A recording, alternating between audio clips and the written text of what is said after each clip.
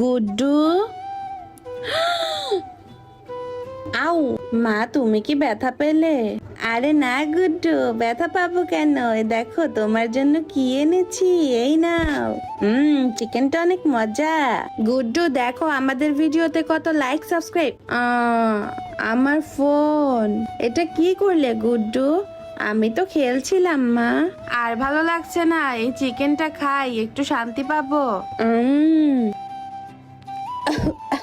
এটা কি ছিল? আমি লেগ পিসটাই লঙ্কা মিশিয়েছিলাম।